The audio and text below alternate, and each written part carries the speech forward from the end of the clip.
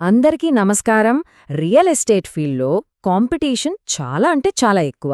మరి ఇంత పోటీలో కేవలం ఒక ఏజెంట్గా మిగిలిపోకుండా మీ మార్కెట్లో ఒక అథారిటీగా ఎలా ఎదగాలి? ఈరోజు ఒక పవర్ఫుల్ బ్రాండ్ను ఎలా నిర్మించుకోవాలో తెలుసుకుందాం. రండి ఇక మొదలు పెడదాం. ముందుగా ఒక ప్రశ్నతో స్టార్ట్ చేద్దాం. రియల్ ఎస్టేట్లో అన్నింటికన్నా పవర్ఫుల్ బ్రాండ్ ఏది? చాలామంది పెద్ద పెద్ద కంపెనీల పేర్లు లేదా మంచి మంచి స్లోగన్స్ గురించి ఆలోచిస్తూ ఉండొచ్చు. కానీ అసలు సమాధానం వింటే మీరు ఖచ్చితంగా ఆశ్చర్యపోతారు. ఎందుకంటే అది చాలా సింపుల్ కానీ చాలా ఎఫెక్టివ్. ఆ సమాధానమే లోకల్ మార్కెట్ ఎక్స్పర్ట్. అవును, ఒక ఏజెంటు క్రియేట్ చేసుకోగల అత్యంత శక్తివంతమైన బ్రాండ్ ఇదే. ఇది కేవలం ఒక పేరు కాదు, ఇది క్లయింట్లకు మనమిచ్చే ఒక నమ్మకం. మనం కేవలం ప్రాపర్టీస్ అమ్మేవాళ్ళం కాదు, వాళ్ల ఇన్వెస్ట్మెంట్కి సరైన దారి చూపించే నమ్మకమైన ఎక్స్పర్ట్ అని చెప్పడమన్నమాట. అయితే ఈ లోకల్ మార్కెట్ ఎక్స్పర్ట్ అనే బ్రాండ్ను ఎలా బిల్డ్ చేసుకోవాలి? ఏదైనా ఒక పెద్ద కట్టడానికి ఒక బలమైన పునాది ఎంత అవసరమో ఇక్కడ కూడా అంతే. ఆ పునాదే మన నాలెడ్జ్, మన ఎక్స్పర్టీజ్ను మొదటి నుండి ఎలా నిర్మించుకోవాలో ఇప్పుడు చూద్దాం. ఫస్ట్, అసలు ఈ లోకల్ మార్కెట్ ఎక్స్పర్ట్ అంటే ఏంటో క్లియర్గా తెలుసుకుందాం. సింపుల్గా చెప్పాలంటే ఒక నిర్దిష్టమైన ఏరియా, అక్కడున్న ప్రాపర్టీస్, ఇంకా మార్కెట్ ఎలా మారుతోంది అనే విషయాల మీద పూర్తి అవగాహన ఉన్న ఏజెంట్.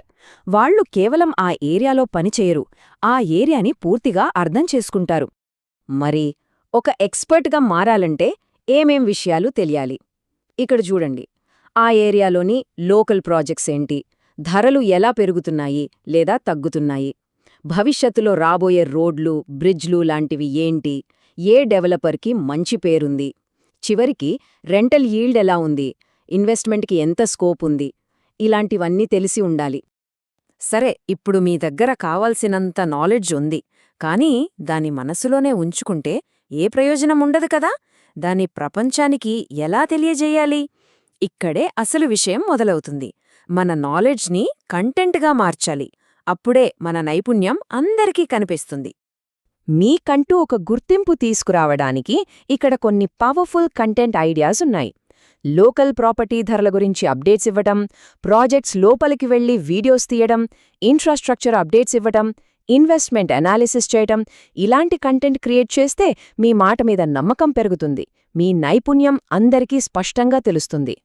ఈ ఐడియాలు వినడానికి బాగున్నాయి, కానీ నిజంగా ప్రాక్టికల్గా ఇది ఎలా వర్కవుతుందో చూద్దామా?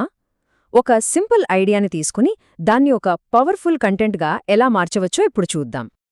ఉదాహరణకు ఇలాంటి కంటెంట్ చూడండి. నోయిడా ఎక్స్టెన్షన్లో ఇన్వెస్ట్ చేయడానికి టాప్ 5 ప్రాజెక్టులు.